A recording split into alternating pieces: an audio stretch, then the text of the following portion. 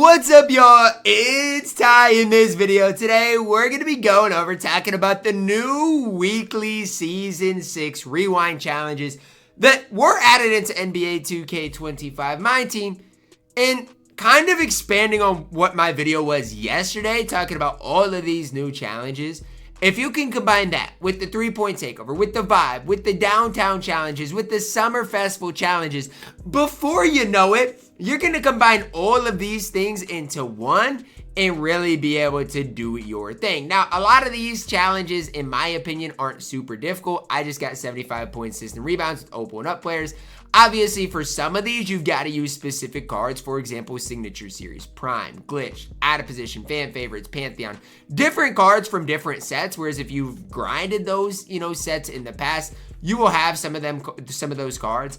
But also, it's important to note, a lot of these cards may see their prices slightly increase because people do need them. But if you complete all of these, you're going to end up getting a Season 6 Super Pack as well as a player from a lot of these different things. Would this be worth it by itself?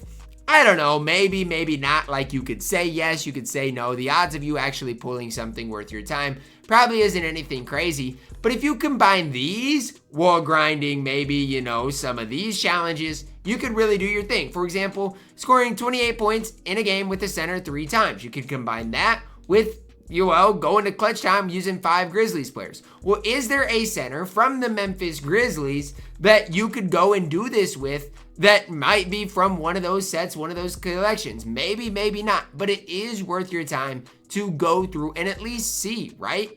See if there is one or not.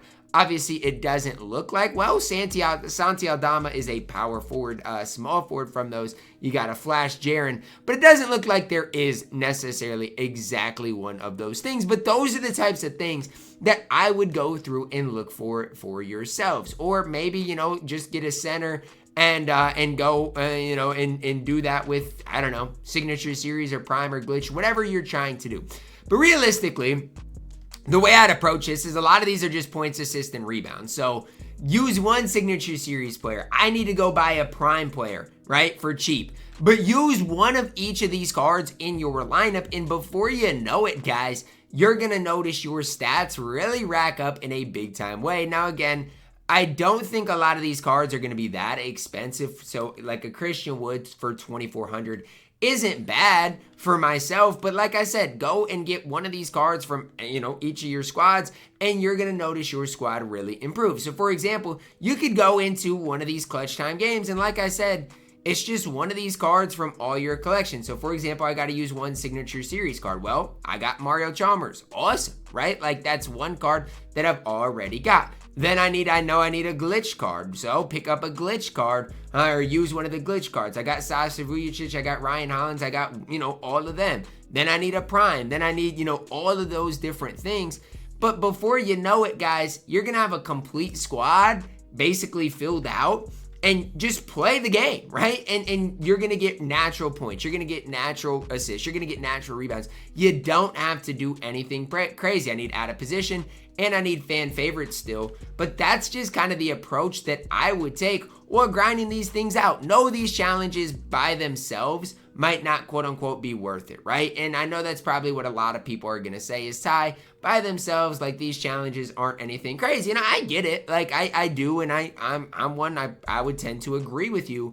But when I'm looking at things and looking a little deeper into it, it's, guess what? It's not just you're doing this, you're also getting other things done. So for example, when I go into this game with this team, my main objective here is, guess what? I can't do that, but maybe I can score 28 points in a game with the center, right? And get that downtown challenge done. Is there anything else in Breakout I can do? No. But just trying to get multiple things done at once is kind of the way I would try to work this. And again, it's going to be kind of a slow-ish grind, but if you play on Rookie, you really realistically can get through all of these within an hour or two of playing the game. And like I've mentioned, it's for a deluxe pack. So it's not like, again, you've got to grind a whole ton for, something that's not worth it. You get a deluxe pack at the end of it. And again, if you get all of them done, you do get a Season 6 Super Pack. Now, like this whole entire game, you've got to get lucky. This whole entire game is a luck-based grind. You could complete a whole game mode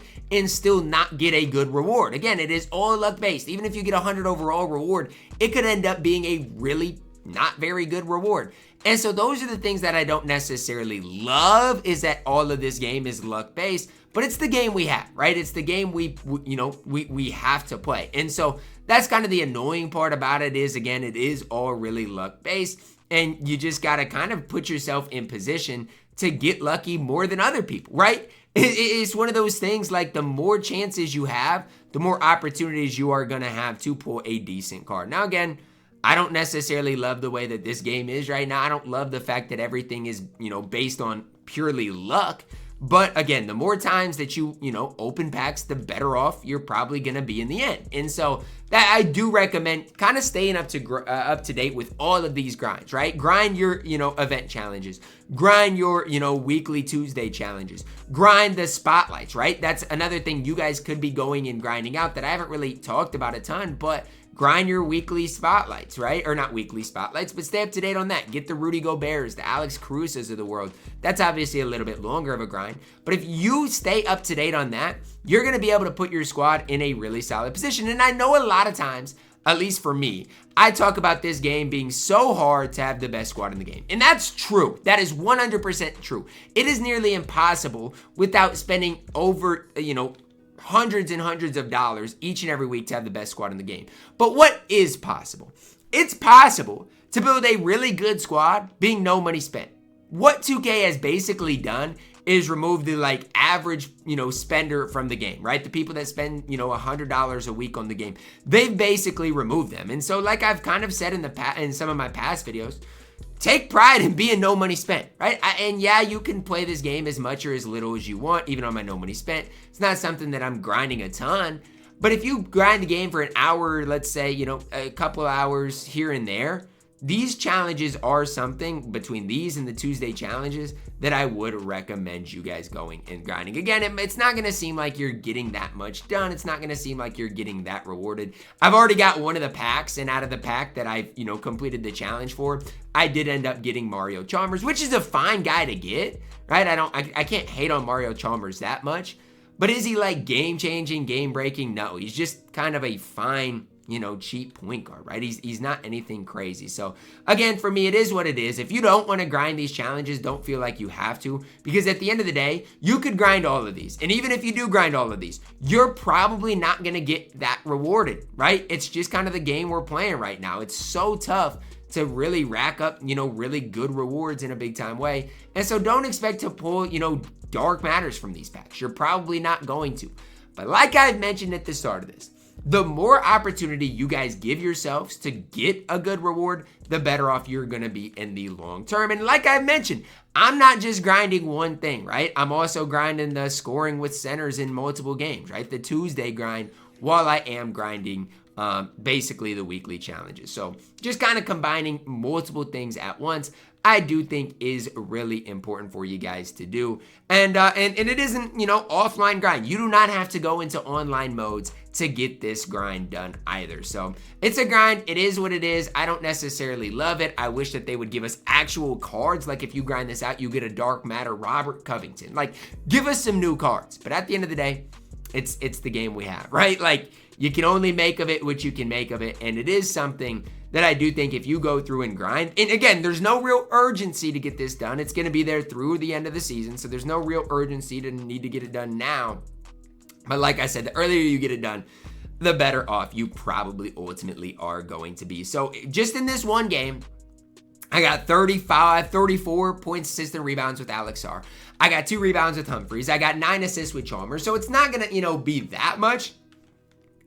But I also got my, scoring with, a center done. So again, it's just trying, number 1, to level up to get Paul George. Number 2, to complete some challenges along the way, getting breakout games in, getting a lot done, right? Giving myself an opportunity for some really, really solid rewards. So that's just kind of the approach that I'm personally taking with this thing. Obviously, again, I'm not expecting anything too crazy from these packs, from these challenges, anything like that. But over the course of time, like I said, if you put yourself in position to get these, 100 overall pieces, to, grind these weekly challenges out, you're going to end up probably being happy with the end of it. You do get a Hall of Fame badge, you do get a bunch of packs, stuff like that. So that's just kind of my approach to things. Combine all of these challenges, try to get all of them done, and I think you are going to be relatively happy. That's going to wrap it up for our video. Challenges, I think, are worth it. Drop a like on the video, subscribe if you are new, and as always, man, I love you guys. Have a blessed day.